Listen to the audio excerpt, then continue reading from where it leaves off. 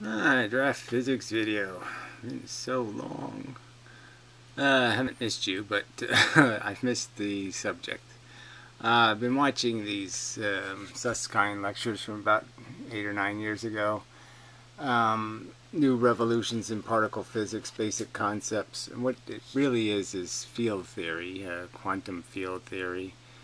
And it's basically Feynman diagrams, but done with this convoluted math instead, using a concept of annihilation and creation to describe interactions. So instead of mathematically thinking of it as a conversion,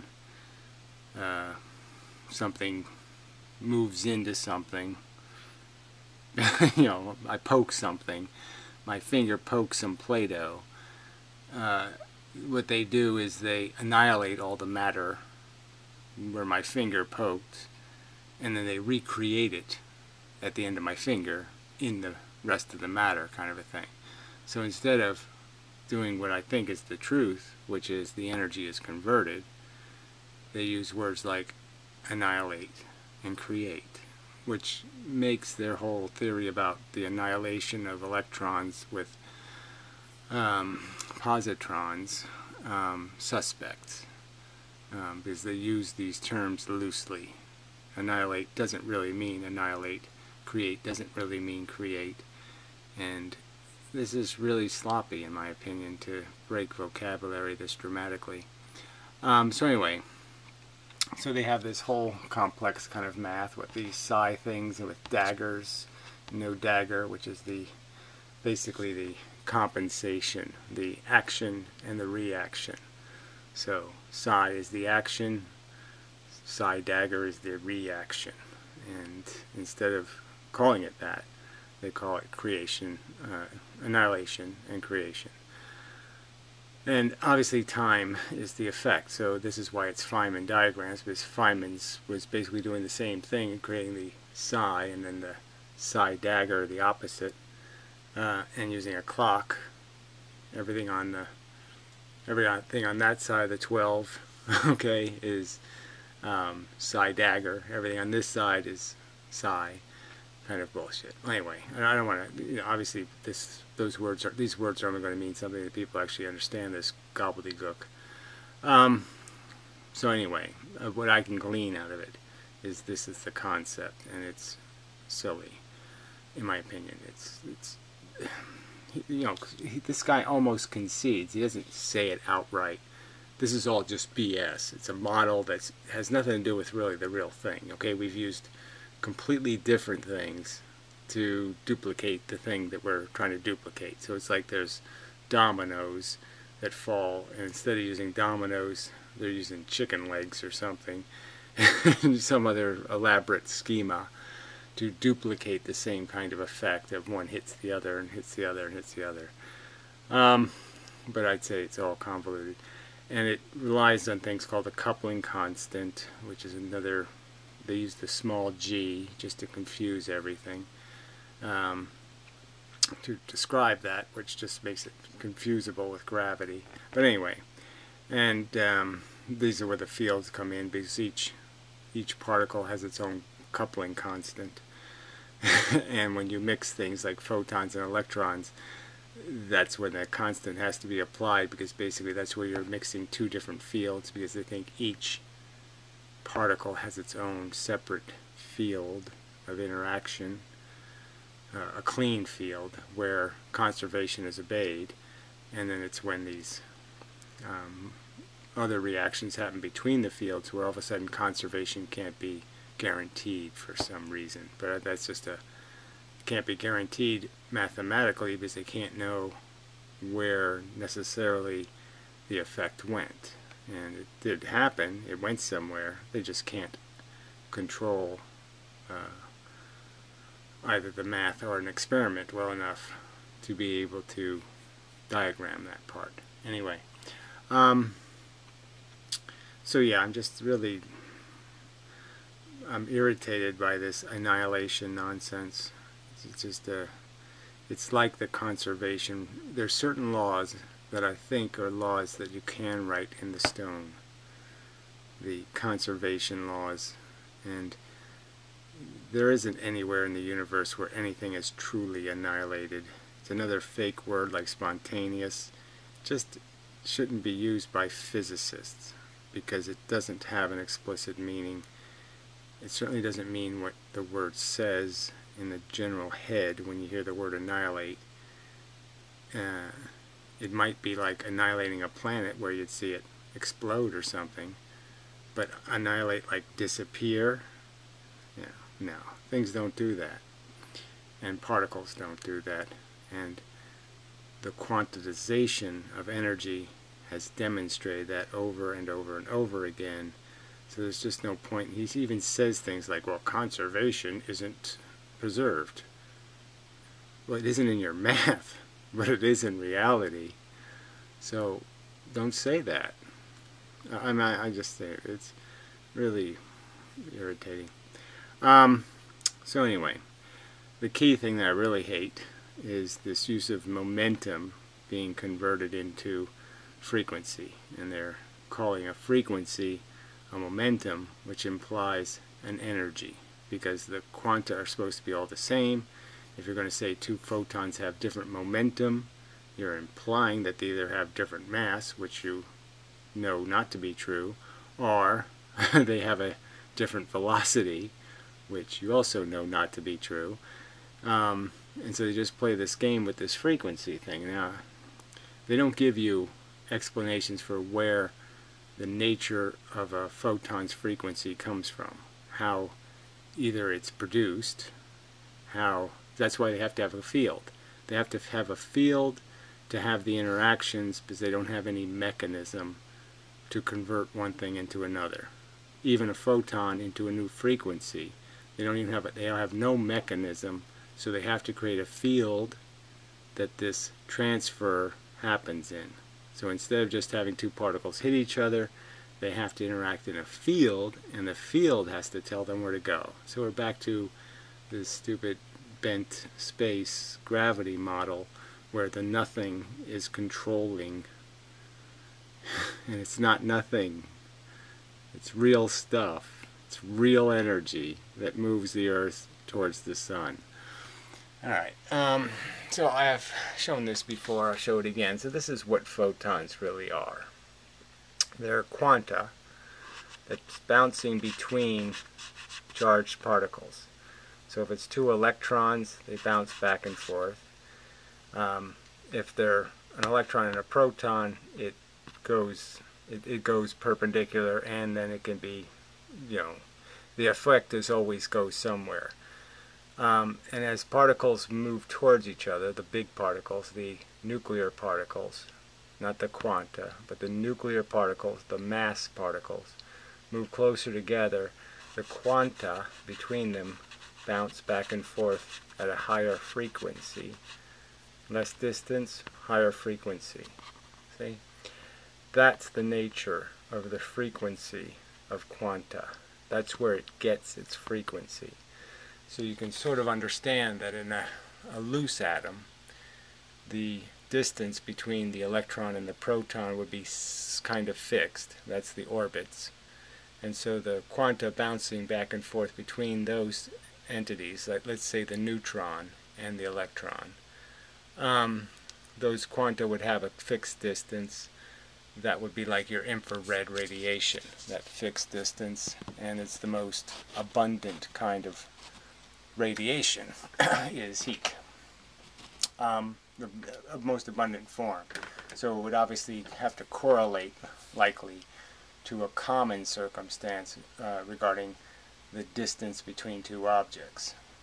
Now the distance, when you have like a nuclear radioactive element, you have a ton of electrons, very crowded, and so now you have probably electrons that are very close to each other, creating very high frequency quanta between them, and those are what's being released as your gamma radiations, your X-rays, and higher cosmic type frequencies, very high frequencies, because the electrons are very close together, and any jolting of them pushes them a little closer to each other, and causes a chain reaction or a reaction where quanta, like some will escape because the electrons will align differently, and quanta will escape at the frequency of the distance that they're trapped at. This model is perfectly consistent, and it gives you a physical explanation for where frequency comes from, why it exists, why light has it, why other quanta have it.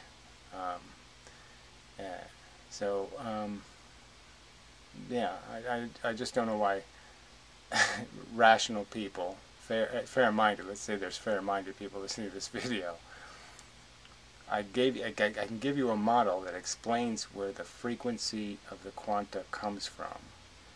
And it also explains why the particles are repelled and attracted. The same mechanism explains that. Explains why there's an inverse square law. I mean, explains it. You know, describes it, models it. That's it. It models it. All right. Now, yes, your mathematical models are dealing with the same circumstances, but in this hugely abstract way. But it's the same. I can show you where you know, your daggers are here. I can show you where your sine theta things are and your other bullshit, in the sense that I can show you the force mechanic. That something, for two things to get closer, something has to push them closer. And when they get closer, there's more energy in between them, in the sense that there's a higher frequency, which isn't really more energy, by the way. You know, it's still the same number of quanta.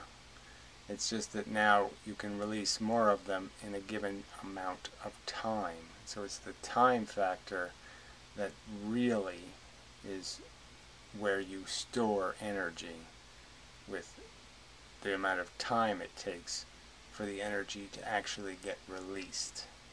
And that's how you can create a cushion. You can create a slowing down of the migrations, of the conversion of the energy.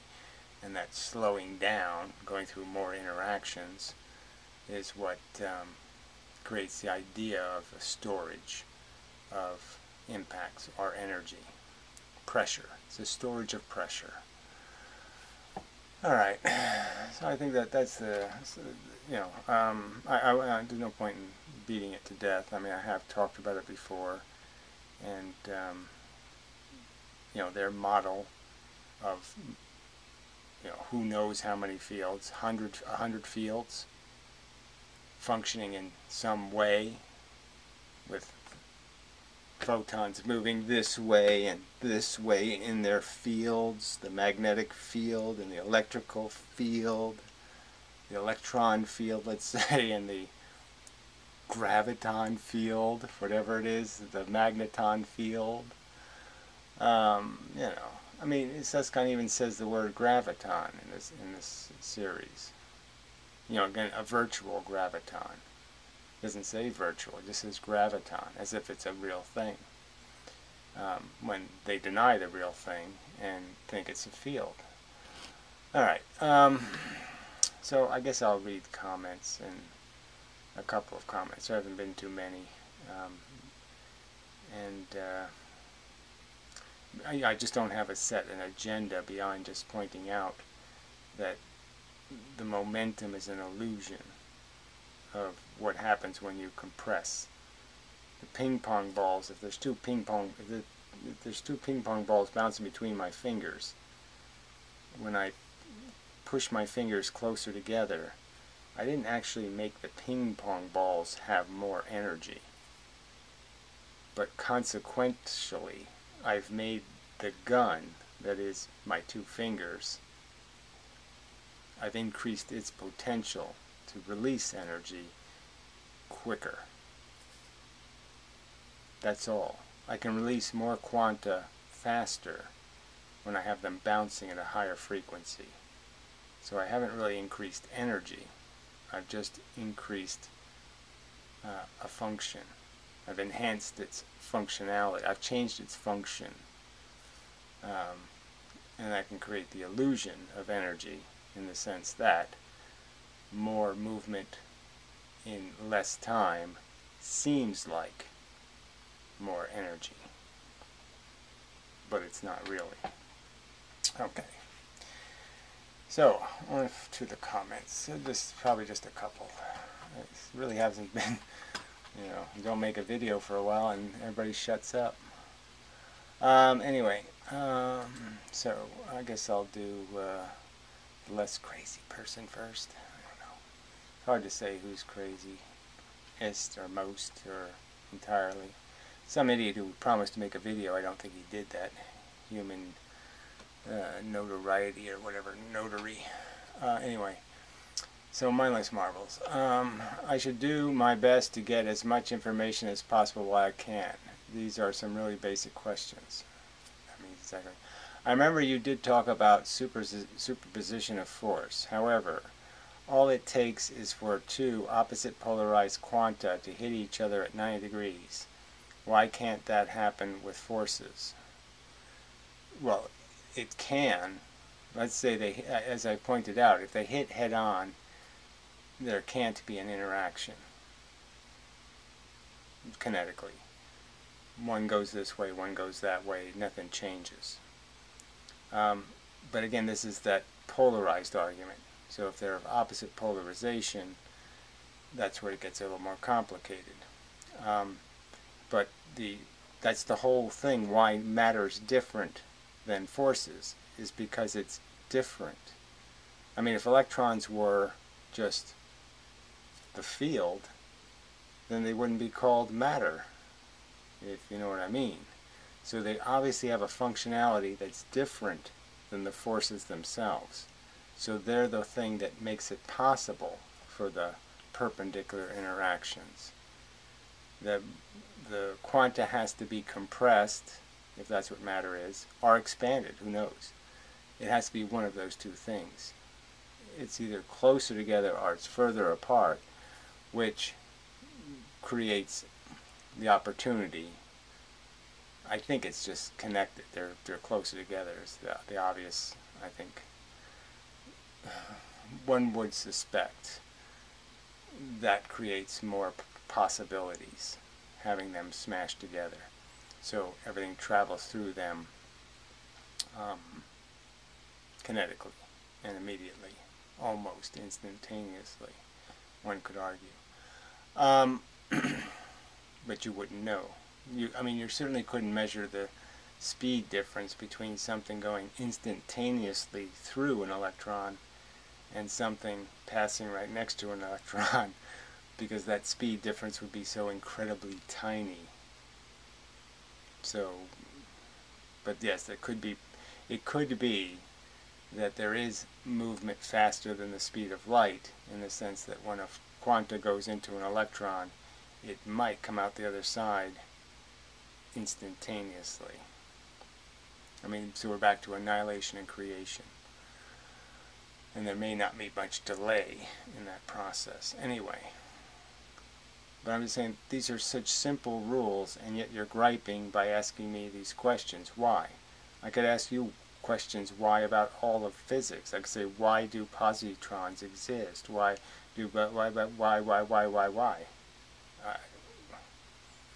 It's the rule. Right? The 90-degree thing only happens when there's matter, an electron or a proton. And I'm claiming a neutron is an electron and a proton. Alright. Also, why do you say that an electron can't sustain velocity? If I shoot it in a vacuum, why wouldn't it maintain constant velocity? Well, you can't shoot an electron. So, see, when you say shoot, there's no shooting an electron. What happens is you have to have a positive conductor at this end and a negative conductor over here. You have to have a cathode and an anode. And you have to, you're not shooting the electron in the sense that you're creating a charge field and the electron is traveling in the charge field. It's an imbalance in the charge. And electrons always go where the positive is, the opposite color, They're always going to go that way because there's going to be more quanta affecting them coming from this side of the wrong color than from this other side, which has the right color, so to speak. The color that's invisible is coming this way. The color that's opaque is coming this way. And so it's going to move that way. But you're not shooting it like hitting a baseball. There's no shooting electrons freely. You just freely shoot one. You always have to use an anode. And once it passes the anode, let's say you have an anode and cathode, you shoot it. I don't know which one does the shooting, cathode. Anyway, let's say you shoot it and you're doing that trick thing where you have the positive charge, and then after the electron is moving, you kill the charge, and then the electron is free because now the charge is balanced. Its momentum will stop, and it will do what it does when it flies out of a piece of radioactive material. It will ground somewhere. It will find a neutral and go there. It will obey the local field dynamic and find where the lowest gravity is, so to speak, the lowest charge, the highest positive charge, and it will move in that direction. Or, if it's completely neutral and there's no impetus to move in any direction, it will just slowly lose its momentum because it's not a full piece of matter and it can't maintain velocity because it's constantly being bombarded by the gravitational field in the perpendicular, and that's constantly rebalancing this direction. So electrons have a problem where, let's say there's 3 dimensions, this way, and this way. Each one will be constant, the perpendicular to each dimension will constantly be rebalancing this. So it can never keep an advantage this way, because if it had any advantage, if it had extra going this way, then every time it got hit, it would get hit by more things hitting this way stuff than hitting stuff going that way. And so obviously the stuff going in the imbalanced direction, if it's getting hit balanced from the 2 sides, it will lose its imbalance in this direction. I have explained that in other videos, but it's something I realized, and I think it fits all the evidence that electrons don't maintain momentum. I can't shoot, even in empty space, I can't shoot an electron to a location like a photon. Just can't do it, even in a vacuum. You have to use a charged field to move the electron. Alright, took care of those 2, so I'll read this guy. It's a little, he wrote a lot of stuff, so I'm going to read it, but it's a little bit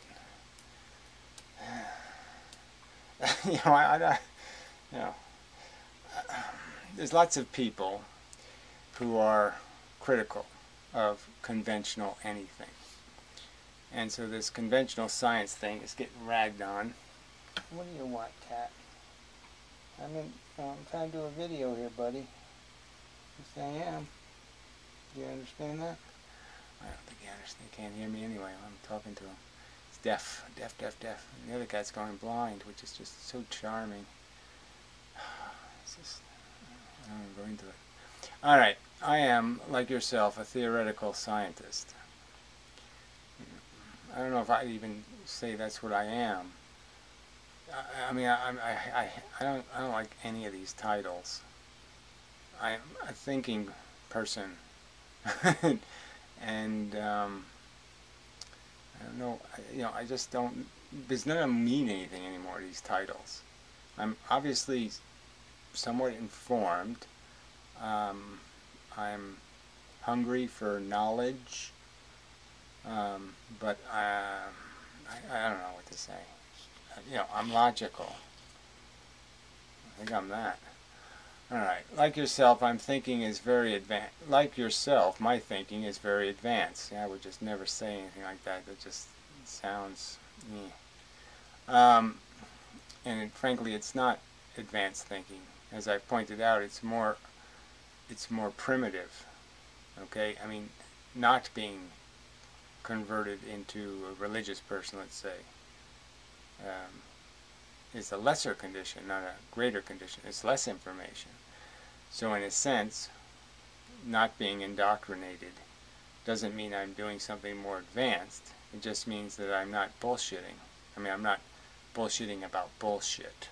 I'm not thinking about bullshit, which is quite different than being advanced in mind. So I've said this before, garbage in, garbage out. This isn't really about having greater knowledge. It's about being able to tell the difference between bullshit and useful science or information, facts. It's about the difference between being able to know when to pull the trigger on saying something's a fact, knowing when you have enough evidence, and knowing when and when to be saying, no, let's think about it some more. That's really not good enough. I mean, when somebody tells you that nothing is something after all, and that it's telling planets what to do, it's time to say, let's try to do a little better than that. Anyway, I'll never get through this at this rate, right? Like yourself, my thinking is so advanced that it's difficult to get any kind of intelligent interaction. Well, again, if it's as convoluted as Susskind's math, well then, yeah, it's hard to do any interacting unless you're an indoctrinate. Unless you give a shit about this psi dagger bullshit and creating irrational numbers and never doing a formula with an actual number in the equation. Don't ever finish an equation. Just talk about like you get the right answer. Anyway, my fields of expertise, expertise is include evolutionary theory. I'm not too sure. Human evolutionary theory. Well, that's the same as evolutionary theory, but whatever. And atmospheric physics. Okay, especially storm theory. I don't think storms are. I don't. Frankly, I don't think there's a theory that should be classified as storm theory. It's really just energy in the atmosphere. But anyway, I've noticed for some time now that the currently popular theoretical explanations in physics is largely fictitious. Alright, fictitious, like these, quote in parentheses, dualism, QM, bent space-time, string theory, multiverses. Yes, all of that is, QM, quantum electrodynamics, the original quantum mechanics, was perfectly sensible. It's this new crap that is, yes, crap. And, I would just call it too much wave theory, but yes, bent space-time, it's more like bent space and then bent time. They're two different things, and neither one of them is the correct answer. The reason my theory and your theory are hard for others to accept is because it's too mundane. So I don't really buy any of this. It just has to do with tradition. Okay, it's like if somebody suggests that the New York Yankees change their uniform into like bright pink, or something. People, no, I don't want change. I don't like change. No, don't change. Tradition. So this is what they've bought into. People are apparently, physicists, comfortable with this mushy, vaporous description of reality.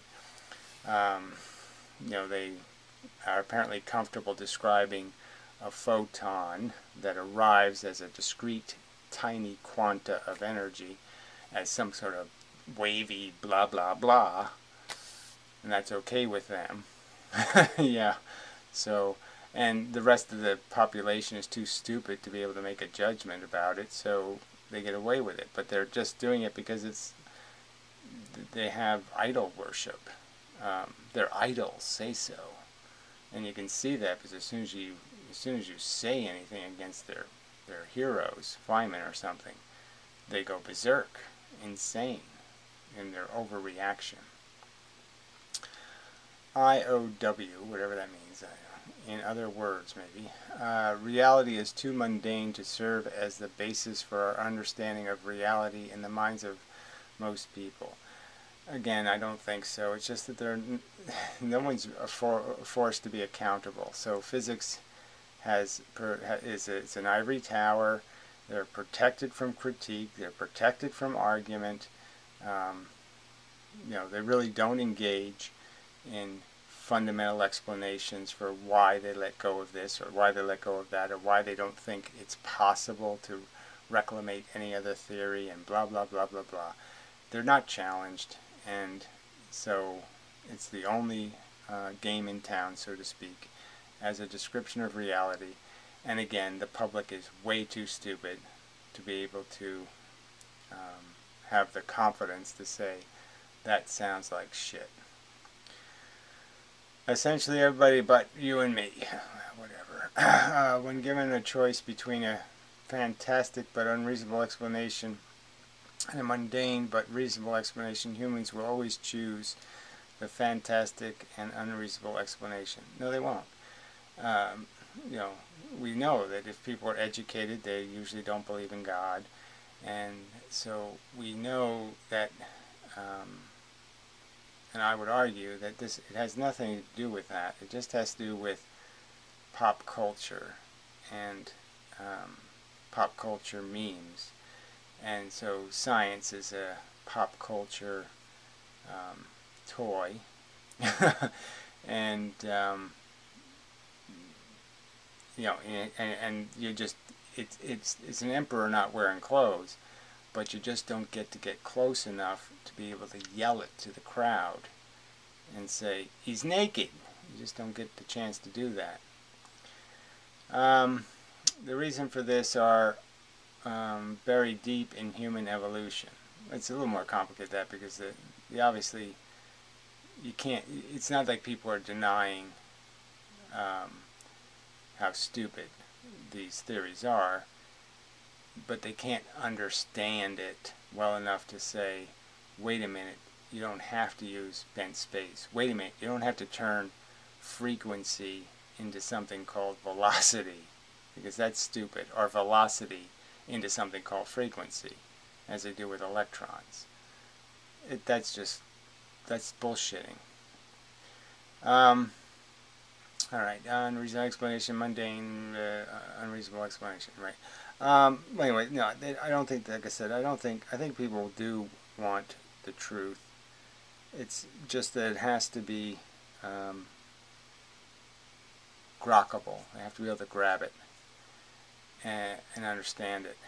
And kind of obviously, physics is layers and layers and layers of understanding and use of words that you have to be very careful about how you use them, and ideas like spontaneous and random, and you have to do you really do have to play with physical ideas and models to understand how nonsensical those words are, and so just it requires too much contact with the sterile physical facts, the experiments. And like I said, even when you have an intimate and extensive interaction with the experiments, you still can't see the real thing. You're only seeing symptoms. And so it's a little tricky diagnosing these diseases based on these kind of vague symptoms.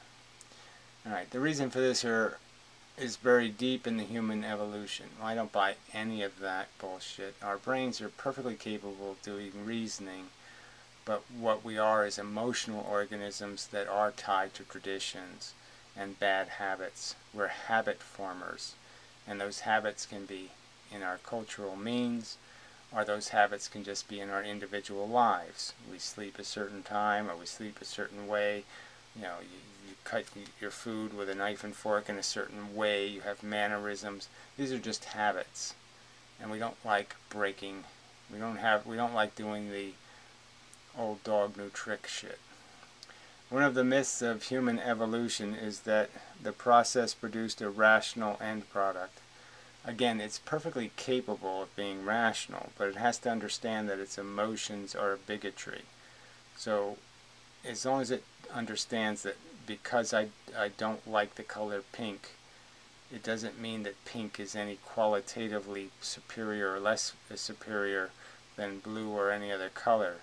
It just means I have a personal preference. And so as long as I don't skew the experiment because I have a hostility towards pink, then you're not going to have any trouble doing reasoning. But if your reasoning is going to be polluted by your psychology, in the sense that you think your psychology is always right, or that it's giving you good signals, then you can get in big trouble.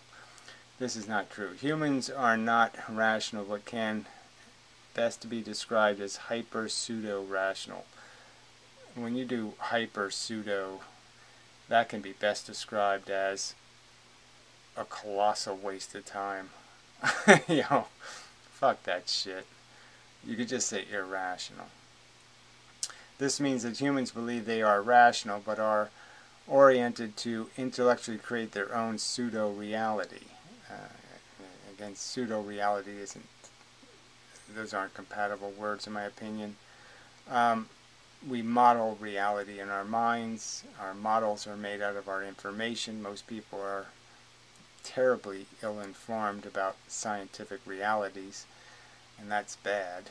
And on top of that, the realities are not going to be emotionally comforting, in the sense they'll basically tell you that you're a stupid programmed robot and not much else. The environment made you, you didn't make you. And the prevailing pseudo-reality can often become incorporated into a cultural and social contract. Well, that's the whole point, though. That social crap can be broken easily. It just requires the right circumstance, you know, the right man at the right time with the right phrase. You know, judge a man based on the content of his character, not the color of his skin. I mean, that kind of crap. I've said all this shit before. Irrationality is not a fundamental problem. It's just a problem in terms of the maturation of intelligence on Earth. We're the ones doing it for the first time. we can't do it from hindsight. We can't do it with the benefit of knowing how hard the road is, how easy it is to get distracted by unicorns and gods and fairies and bullshit.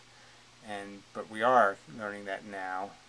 All of a sudden, everybody has a cell phone, and all of a sudden, the number of UFO sightings goes way down. Coincidence? No, I don't think so. This is the reason intelligent people like you and me that create rational but mundane explanations will unavoidably find ourselves at odds with science-based fantasy. Well, again, science-based. I don't know why you would even do that. But what it is sloppy science done by people who aren't like Newton, who wait until they know something before they draw conclusions, who understand the difference between theory or speculation well, it's the only story we like, so we're going to accept the three bears. We're not going to wait for a better fable. Clearly, the modern science has the horrible vice of premature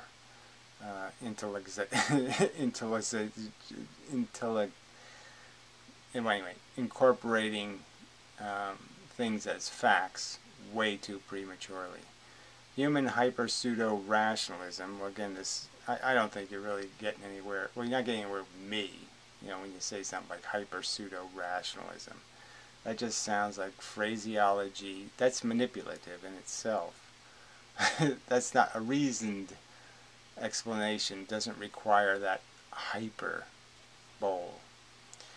It is the result of millions of years of communal selection. It's here to stay. Well, again, that's just such crap. evolution gave us reasoning capacity. It gave us an ability to model the real world because we had to know real things. We had to know that bears were different than squirrels. We had to know that, bushes with prickers were different than bushes without prickers. We had to get it right to be able to navigate the world. So we have the capacity to reason. We have the capacity to model correctly. What we also have, though, is this terrible, selfish incentive, this valuing mechanism that means that some facts will seem unpleasant to us. They'll feel bad. It'll make us feel worry or fear if we have to face life knowing that there's no fairy godmother protecting me.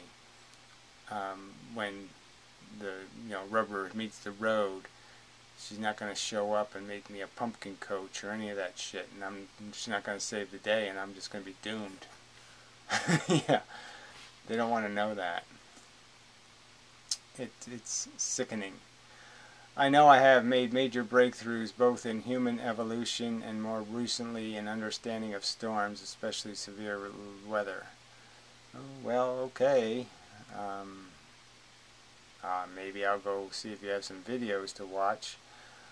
But there's a million of us, unfortunately. And although I can see the difference between me and all the rest of them, apparently other people can't. I'm right. And yeah, the Ken Wheelers of the world are just batshit insane. But I don't know where you fit. I can't make a judgment. But your language is a little scary, I'm just saying. Human hyper pseudo rationalism. That's twisted. The only comments I get from trolls that are too dim-witted to realize the obvious cartoonishness of current storm theory. Yeah, well, I mean, that's obviously a specialty, so I don't, you're really going to have to go glean to see who you're talking to see what kind of expertise they have or what knowledge they have. Because, yeah, obviously, even Susskind probably isn't an expert on storms. Trolls are the rule, not the exception. Life is too short to waste it on dumbass trolls. Yeah, well, you don't really have a choice, so not much to say there. You do have to waste some time, especially when they start digging in and, shitting on your personal life and everything else. Alright, so the missing link of meteorology's theory of storms. Oh, not thunderbolts. Oh dear. This electric universe crap. Well, maybe it's something else, but no, thunderbolts is that electric universe shit. But we'll see. I'll go there later. But it doesn't look good. So they said, fuck you, troll, I guess, to somebody who he could see the comment, but I don't see the comment because the person is not commenting that I could see. Anyway. So yeah, probably enough of a video. I really do want to make some more videos. But this light wave stuff is just so... Well, like I said, it's just as bad as the bent space stuff. I mean, it's just the wrong-headed. And you can't use the field to create force. The forces are the stuff moving, and they're converted forces. So again, just think how much of physics is broken by the idea that they don't acknowledge the existence of the force of gravity, and they don't acknowledge its conversion into the motion of the earth, and that really what that conversion involves is the fact that the charge of the earth, the charge of the elements in the earth, are what's really causing it. It's a movement like a magnet, but it's not magnetism. But that's what converting a graviton into a magneton will do. It'll create motion, and that explains why magnets appear to be producing energy when they don't have any, they don't make it. So they're just not getting it. You can't think of like the sun and the earth doing something, moving, without there being some engine, something that's burning fuel. And the same with a magnet. Where's the fuel? But it's the same fuel. The gravitons are the fuel that makes the magnetons. And it's just so obvious. Damn. So anyway, they're real tons. And the tons we see, the photons, the ones we can measure, the radio waves, radiotons, are just in a form that's measurable. But like I said, the gravitons are in a form that's measurable too. We're just denying the measurement. We're denying our own witness to our own gravity as evidence of the force being real. Just as real as the photon of light. Alright, anyway. It just doesn't affect matter the same way. Well, anyway, been over it, but it's just getting so obvious that it's getting more tedious to have to try to think about how I have to go, how to explain something that just seems so obvious to me now. But anyway, and that's one of the most difficult parts of, it's like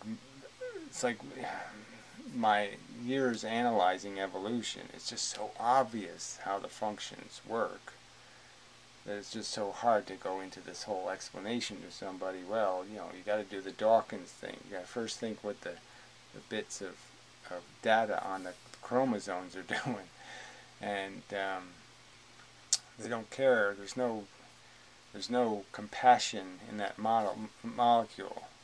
So if it comes up with something that appears to be compassionate or loving, you have to figure out that, oh, that's right, it doesn't have anything to do with that. It just has to do with surviving. Anyway, till next time and such.